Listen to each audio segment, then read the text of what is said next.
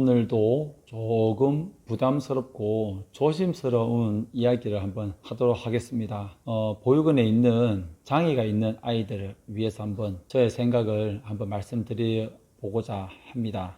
장애가 있는 우리 후배들, 동생들에게는 조금 부담스럽고 조심스러울 수 있지만, 제가 어떤 복지에 대해서 전문적인 전문가는 아니지만 제가 성장하면서 봐왔던 아이들, 장애가 있는 아이들에 대한 저의 어떤 고민되는 그 이야기를 함께 한번 풀어보고자 합니다. 한 아이는 갓난 아기 때 들어와서, 제가 있는 보육시설은 장애인 시설이 아닙니다. 들어와서 두 눈이 보이지 않았습니다.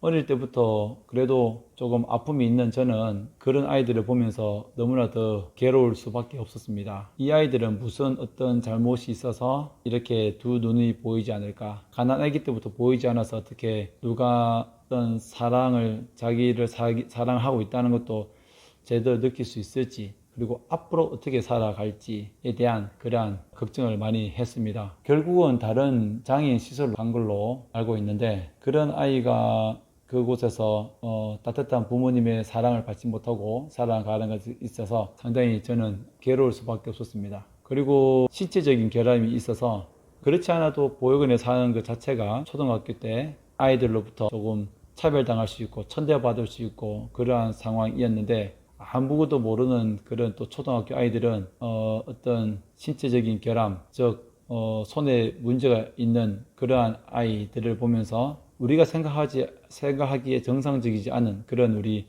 보육원에 있는 장애를 가진 아이들을 보면서 더 어떤 멸시를 한 것 같고 차별을 한 것 같고, 말 한마디라도 너 왜 그래? 왜 그렇게 됐어? 이렇게 묻는 말 한마디 한마디가 정말 그 장애가 있는 애들에게는 너무나 큰 어떤 그 아이들에게 힘들게 작용하지 않았을까라는 생각이 듭니다. 가정집에서 부모님이 계셨다면 부모님이 너는 괜찮아, 그리고 어떻게 장애인으로서 이렇게 살고 이렇게 생각을 해야 되고 이렇게 살아야 된다라고 항상 관심을 가져줬겠지만, 우리 보육원에서는 여러 명이 있다 보니까 그렇게 하지를 못했습니다. 너무나 안타깝고, 한편으로는 제가 형으로서 도와줄 수 있는 게 아무것도 없다는 게 사실 너무나 좀 아쉬웠습니다. 그리고 또 다른 어떤 우리 주로 얘기하는 경계성, 지능성 장애, 정상이지만 조금 판단력이 조금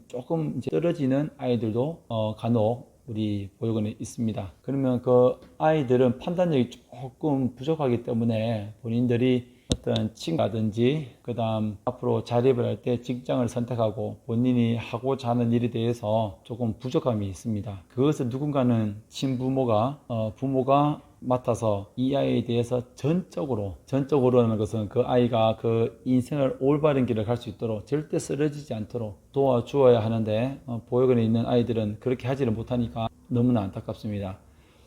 아마도 보육원에 있는 친구들이 다 정신적으로 어떤 부족함이 있고 그런 것은 아니지만, 장애가 있는 그런 아이들은 태아 때 아마 그 태아 시절에 어떠한 충격을 받지 않았을까라는 개인적인 생각도 해보고, 또 어릴 때 버려진 것에 대한 그리고 갓난아기 때 우리 적시에 바로 우유를 먹지 못하고, 또한 본인이 어떤 외로움을 견디지 못해서 어떤 정신적으로 조금 부족하지 않을까라는 그런 있습니다. 그리고 그 보육원에 있을 때는 장애가 없었지만 퇴소를 한 후에 마을 속의 우울감, 공황 장애, 그리고 주변의 사람들과의 같이 함께 지내지 못하는 부분들, 그러한 부분들 인해서 정신병원에 있고, 또한 어떤 장애인 시설에 다시 보육원에서 자랐고 또 다시 장애인 시설에 간 그러한 후배들도 있습니다. 너무나 아까운, 제가 생각하기에는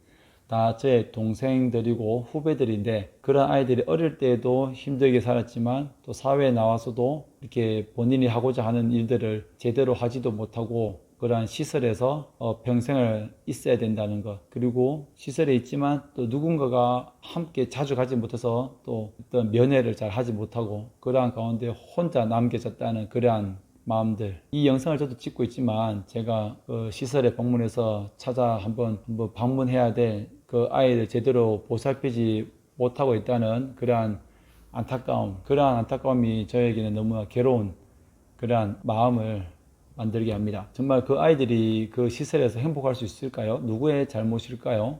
누구의 잘못이고 무엇 때문에 그런 아이들이 생겼을까요? 신체적인 장애가 있다고 해서 행복하지 말라는, 신체 장애가 있다고 해서 행복하지 않는 것은 아닙니다. 누구나 다 장애가 있고 하더라도 누구나 행복할 수 있습니다. 그 행복할 수 있는 길을 누군가는 그 길을 만들어주고 도와줘야 하는데 그렇지 못하는 것이 너무나도 안타깝습니다. 보육원에 있는 아이들 중에는 여러분들이 유튜브에 보육원 ADHD 어떤 그런 뉴스나 다른 많은 뉴스를 통해서 아셨겠지만 어떤 집중력이 약한 주의가 산만한 그런 아이들도 많이 있어서 약을 먹기도 하고, 그런 아이들은 누구의 책임일까요? 누구의 잘못일까요? 보육사님들의 잘못은 아니라고 봅니다. 그 아이의 생부 생모의 책임이죠. 그 모든 것들을 체계적으로 이렇게 다 지원하고 회복시켜 주는 것은 불가능합니다.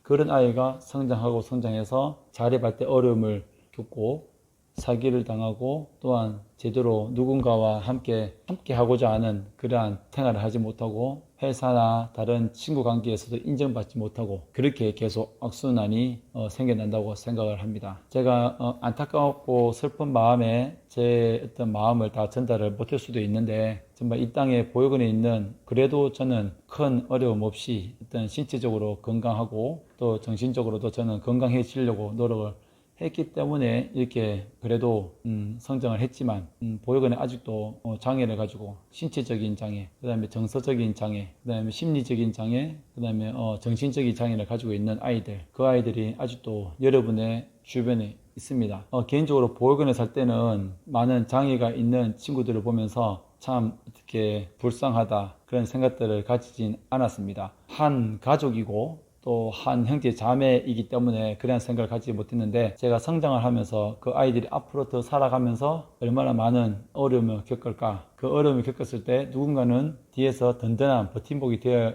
주어야 하는데 그러한 버팀목이 아무도 없다는 것. 그럼에도 한편으로는 그러한 아이들이, 또 어떤 아이들은 의지를 가지고 꿋꿋하게 살아가는 그런 아이들도 있습니다. 어떤 정신적인 심리적인 그러한 환경 때문에 누구와도 연락을 하지 않고 어디서 무엇을 하고 있는지 전혀 생사를 알 수 없는 그런 아이들도 있는 것을 보면 참으로 빨리 어떤 보육원에 있는 장애를 가진 아이들은 특별한 관심, 그들을 정말 도움이 되는 그러한 지원, 그 아이들이 바로 퇴소를 하면 자립을 할 수 있는 경계성 지능이 있는 아이들이 바로 자립을 하고 그 아이들을 끝까지 보살펴 줄 수 있는 그 후견인 제도, 멘토 제도를 빨리 만들어서 우리 사회에서 그 아이들을 케어해 줄 수 있는 사회가 하겠습니다. 마지막으로 부족하지만 이 영상을 보고 있는 조금 힘들게 살아가는 장애를 가진 우리 후배들이 있다면, 또 그리고 보육원에 살고 있는 우리 학생들이 있다면 저는 어떤 뭔가 부족함이 없다고 생각하지만